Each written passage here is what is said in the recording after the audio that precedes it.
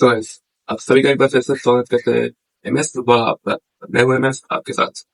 So guys, आज की video में हम लोग बात करने वाले हैं UEFA यूरोपा लीग में जो मैचेस हुआ है कल रात को, UEFA यूरोपा लीग का जो फाइनल हुआ है उसके बारे में। गाइस, फाइनल में हमें दो टीम था, उनमें से एक टीम ऐसा था जो कि प्रीमियर लीग में भाई रन बहुत ही खराब था। लास्ट 2-3 सीजन से कोई टाइटल नहीं जीता। मेजर टाइटल आप कह सकते हैं 2024 सीजन, पिछला सीजन पे FA कप था, लेकिन जिसके बाद उसका कोच को सैक किया गया। मैं बात कर रहा हूँ यहाँ पे मैनचेस्टर यूनाइटेड की। एंड नया एक मैनेजर आता है एंड उसने फिर से थिंग्स को टर्न अराउंड करने की कोशिश की, जो कि फिर से नहीं हुआ है। दूसरी तरफ अगर दूसरी क्लब की बात करें तो भाई उस क्लब में भी 2 सीजन पहले मैनेजर चेंज हुआ था एंड उसके बाद मैनेजर ने आते ही ये बोला था यूजुअली मैं अपने सेकंड सीजन पे टाइटल्स जीतता हूँ। यहाँ पे एक बात आता है कि जहाँ पे मैनचेस्टर यूनाइटेड के रूबेन अमोरिम अपना जो झंडा यहाँ पे गाड़ना चाहता है, दूसरी तरफ एंजेल पोस्टेकग्लू जो कि टॉटनहम हॉटस्पर का न्यू मैनेजर, उसके पास एक बहुत बड़ा चैलेंजिंग सिचुएशन है क्योंकि टॉटनहम ने लास्ट 17 साल से कोई मेजर ट्रॉफी नहीं जीता। एंड उस टाइम से आप बहुत सारे लेजेंड्स वहां पर आए गए, जिसका हैरी को कह सकते हो, यंग सोन को कह सकते हो, इन सारे बंदे ने कोई भी मेजर टाइटल नहीं जीता अब तक। तो ये एक बहुत बड़ा चैलेंज है। ऊपर से उसने कमिटमेंट दिया था कि सेकंड ईयर में मैं अपना ट्रॉफी जीतता हूँ। इन दोनों बंदे का कमिटमेंट के बीच में आके फंसा था एक यूरोपा लीग फाइनल। एंड यहाँ पे हम लोगों को एक बेहतरीन मैच देखने को मिला, ऐसा तो नहीं बताऊंगा, लेकिन हाँ, बहुत सारे ऐसे चीजें देखने को मिलेगा जो मेरे ख्याल से एक फाइनल में मजा नहीं आता देखने में, है ना। बात करते बिना इस तरीके मैच की स्टार्टिंग से बात करें तो भाई मैं आज के में कहीं भी ये बात नहीं करने वाला कि भाई टोटेनहम ने कैसे अटैक किया, कि भाई ऑनेस्टली बताओ टोटेनहम ने अटैक किया ही नहीं। पूरा मैच भाई ऑक्युपाइड था मैनचेस्टर यूनाइटेड के मिडफील्डर्स एंड डिफेंडर्स से। मैनचेस्टर यूनाइटेड बेहतरीन खेल रहा था, बस खाली गलत यहाँ पे हो रहा था कि मैनचेस्टर यूनाइटेड बॉल फेंक रहा था ओपोनेंट गोल में, जहाँ बॉल रिसीव करने के लिए कोई बंदा नहीं था, टोटेनहम का डिफेंडर्स था बॉल रिसीव करने के लिए। ये सबसे बड़ा आप कह सकते हैं टैक्टिकल फॉल्स या मिसमैच कह सकते हो आप रुबेन अमोरिम की तरह, जो उसने जिस चीज को अप्लाई करने की कोशिश की और अप्लाई नहीं हो पाया, है ना। स्टार्टिंग से बहुत सारे यहाँ पे हमने देखा मैनचेस्टर यूनाइटेड की सबसे बड़ी प्रॉब्लम जो हमने देखा स्टार्टिंग से, वो ये है कि भाई मिस पासिंग बहुत ज्यादा हो रहा था। आप बॉक्स में प्रोसेस कर लो लेकिन आप एग्जैक्ट प्रोसेस नहीं डाल पा रहे, ये आपकी गलती है। And same at the time आपका जो स्ट्राइकर जो अटैकर्स वहां पे खड़े हो बॉक्स में, वो भी ठीक पोजीशन पे खड़ा नहीं हो पा रहा, है ना। एग्जैक्ट पोजीशन पे आपको बैन को खड़ा होना पड़ेगा, सही से प्रोसेस पे एक्यूरेट डालना पड़ेगा, नहीं हो रहा है। इवन छोटे छोटे प्रोसेस हो रहे वहां पर भी आपको मिस्टेक्स थोड़े देख रहे हैं। इवन स्टार्टिंग के मैं अगर 10 मिनट की बात करूं, 10 मिनट के अंदर भाई एक गोल्डन अपॉर्चुनिटी मिला था टोटेनहम हॉटस्पर को गोल करने के लिए, जहां पे मैगुएर ने एक शॉट पास किया लुक शॉ को, लेकिन लुक शॉ को ऐसे पोजीशन पे पास किया जहां पे लुक शॉ के पास दो ऑप्शन था, या तो बॉल को बाहर फेंक दो या तो बॉल को वापस मैगुएर को दो। लुक शॉ ने क्या किया, बॉल को वापस मैगुएर को देने की कोशिश की, लेकिन मैगुएर उस टाइम को उस पोजीशन पे नहीं पहुंच पाया, जिस वजह से वो बॉल ओपोनेंट को मिलता है, वहां से शॉट आता है, जो शॉट एक है ना हैरी मैगुएर बहुत जल्दी आके उस शॉट को ब्लॉक करता है। तो ये सारी चीजें हम लोग को देखने को मिला था, है ना।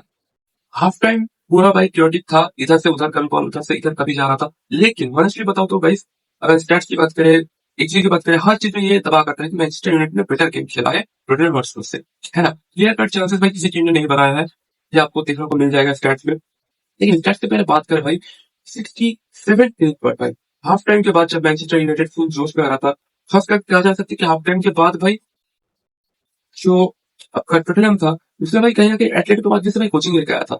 मतलब दो प्रीमियर लीग खेलने आ रहा है एक स्पेनिश क्लब के स्टेडियम पे एथलेटिक बिल्बाओ में, एंड वो भाई कोचिंग लेके आ रहा है जहाँ पे टोटनहम एक बहुत ही बेहतरीन हराम बॉल खेलने वाली टीम एथलेटिको माद्रिद से। मैं ऐसे क्यों बोल रहा हूँ क्योंकि सेकंड हाफ में पूरा फीडबैक कर रहे थे टोटनहम, क्योंकि आपको पता है फास्ट के एकदम एंड मोमेंट पे 42nd मिनट या 45 मिनट एग्जैक्ट नहीं पता, उस टाइम पे गोल मिल गया था टोटनहम को। एंड लेकिन ये गोल ओनाना की मिस्टेक था, क्योंकि ओनाना जैसे एक गोलकीपर अगर इतना बड़ा ब्लाइंडर करेगा तो कैसे होगा भाई। मतलब वहां पे वो जो शॉट आया था, स्लो मोशन में देखो, आपको फास्ट मोशन में जैसे भी करके देखो ना यार, आपको सीधे से दिखा है ओनाना का पोजीशन बहुत गलत है। ओनाना को राइट टाइम पे राइट जगह पे वो ड्राइव नहीं मार पाता है। बॉल जब अंदर घुसे जा रहा है तब ओनाना जाके ड्राइव मार रहा है अपने राइट में एंड उस बॉल को पकड़ रहा है, जो कि मेरे ख्याल से बहुत ही गलत है। ये कितने बड़े लेवल पे गोलकीपर मतलब कैसे भाई इतना ब्लाइंडर कर सकते, मेरे को तो समझ में नहीं आता भाई। उसने इसके पहले क्वार्टर फाइनल में ब्लाइंडर किया था भाई, वो बात अलग है। सेमीफाइनल में भाई मैनचेस्टर यूनाइटेड बहुत ही बेहतरीन खेला था, एथलेटिक बिल्बाओ को भाई 3-0 हराया था उसके होम पे जाके, एंड खुद के होम पे मतलब मैनचेस्टर यूनाइटेड ओल्ड ट्रैफोर्ड में 4 ऑन के गेम जीता था, मतलब 7 ऑन के गेम उन्होंने सेमीफाइनल क्लियर किया था। वहां पे आके उसने फाइनल में एक गोल नहीं मिल पाया, जबकि उसे बस 45 मिनट्स पूरा था एंड बीच में पेप टॉप मिला था रुबेन अमोरिम की तरफ से, है ना। भाई सेकंड हाफ पूरा मैनचेस्टर यूनाइटेड का अटैक था, लेकिन अटैक में कोई भाई कम्युनिकेशन नहीं है। बंदा कहाँ से कहाँ क्रॉस करेगा भाई, जो अटैकर्स खड़े हैं, उसको भी पता नहीं है। एंड बहुत से जगह तो ऐसे है भाई कि क्रॉस चलने जा रहे हैं विंग से, अमर दयालो बोले या फिर हम गन्नाचू की बात करें, लेकिन उनको भाई प्रोसेस डालने के लिए कोई बंदा ही नहीं मिल रहा। ऊपर से अकेला एक जीत ही बंदा है, जोशुआ जीत या कुछ ऐसा करके है मेरा कुछ नाम है उसका, ठीक है। तो मैं कहूंगा कि कभी गार्नाचो के बारे में रविंद्र ने एक बड़ा स्टेटमेंट किया मैच खत्म होने के बाद, कि सेमीफाइनल में सबसे बड़ा अपॉर्चुनिटी किसने मिस किया। आई अंडरस्टैंड कि भाई गार्नाचो ने मिस किया, लेकिन इसका मतलब ये नहीं कि उसने फाइनल में कोई चीज मिस करेगा, है ना। उसको ये चीज कैलकुलेट करना था भाई। उसने फाइनल में मुझसे माउंट को खिलाया फर्स्ट हाफ पे, सेकंड हाफ पे थोड़े देर बाद उसने किया 70 मिनट के आसपास, उसने गार्नाचो को लाया, 20 मिनट का मौका दिया। गार्नाचो गेम भाई मैं कहूंगा कि वनस्ली आज तक भी बेहतर था। मेसन माउंट से तो भाई पिकअप था, मेसन माउंट का खेला सही किया भाई। तो क्या सुत्तर जैसे भाई खेल रहे हो तुम गार्नाचो, भाई रोनाल्डो जैसे ट्रिबल कर रहे हो और उसके बाद पास दे रहे हो ऐसे कि भाई रोनाल्डो बहुत बुढ़ा हो गया भाई, खेलने नहीं आता, ऐसे पास कर रहे हो भाई, मतलब ओपोनेंट को प्लेयर पास दे रहे हो भाई, मतलब इतना ट्रिबल करने का मतलब क्या बनता है। मैं तो बोलूंगा भाई अभी के टाइम पे रोनाल्डो जिस लेवल पे खेल रहा है ना भाई, उतना बुढ़ा होकर भाई डिस्कस थोड़ा करता है, ठीक है मानता हूँ, ट्रिबल ठीक से नहीं करता, लेकिन वो जो बैंगर मारता है ना भाई, इससे उसका काम हो जाता है। ये बेसिस पे मैं क्या कहूंगा कि भाई रोनाल्डो बेस्ट, मतलब ऑन द बेस्ट तो ऑब्वियसली है, उसके साथ गार्नाचो का कैसे कंपेयर कर भाई। गार्नाचो पूरा वो रोनाल्डो का भाई कॉपी पेस्ट करना चाहता है, ये पॉसिबल नहीं है। हर प्लेयर का अपना अलग अलग एबिलिटी होता है, अलग अलग स्किल से होता है, उस हिसाब से आपको अपना माइंड से बनाना पड़ता है। आप अगर कहो कि मैं भी इस प्लेयर की तरह बनूंगा तो ऐसा पॉसिबल नहीं है, आपको ये सीखना पड़ेगा, है ना। गार्नाचो का गेम प्ले देख के ऐसा ही लगता है भाई, पूरा चुत्तर जैसे रोनाल्डो को जैसे डिफेंस करने की कोशिश करता है, एंड उसके बाद भाई हाथ देता है, नहीं कर पाता रोनाल्डो का जैसे भी ड्रिबल। एंड भागने के बाद क्या करता है भाई, कहीं से भी क्रॉस उतर देता है ऊपर, और पहुंच जाए कहाँ पे रहता है भाई, गोलकीपर के पास क्रॉस सीधा जाता है, गोलकीपर ऐसे पकड़ता है भाई, मतलब कोई मतलब ही नहीं होता, सीरियस नहीं होता इसका। इधर भाई मुझे नहीं पता पेप क्या दिया रुबेन अमरीन ने, हमारा दिया फर्स्ट हाफ में इतना बेहतरीन खेल रहा था भाई, सेकंड हाफ में पूरा स्विच ऑफ हो गया, उसको खाली डिफेंसिव में खिला गया थे। और धैर्य मगर ऊपर चढ़ के खेल रहे थे डिफेंडर से, अकेला एक पंच तो ले नहीं यार करके, बाकी सब ऊपर चले गए थे भाई गोल करने के लिए। लास्ट में तो भाई जो उन्होंने है वो भी गोल करने के लिए ऊपर चले गए कॉर्नर पे, लेकिन कोई मौका नहीं मिला। एंड अगेन भाई यहाँ पे भी मैं बताता हूँ एकदम लास्ट मोमेंट पे जहाँ पे कॉर्नर मिलता है, आप अगर देखोगे आई थिंक 90+7 मिनट पे लास्ट कॉर्नर मिलता है, जहाँ पे गार्नाचो एंड कैसेमिरो दोनों के पास मौका था भाई बैकहिल करके गोल करने की। वहां पे भाई किसी ने दोनों ने किसी से कम्युनिकेट नहीं किया। गार्नाचो कैसेमिरो दोनों एक ही बॉल के लिए गए, कैसेमिरो से बॉल टच हुआ बाहर चला गया, एंड भाई गार्नाचो कैसेमिरो के मुंह पे कूद गया। तो ये कोई तरीका होता है भाई, भाई तो तुम मैच हार रहे हो भाई, खुद कम्युनिकेट करो।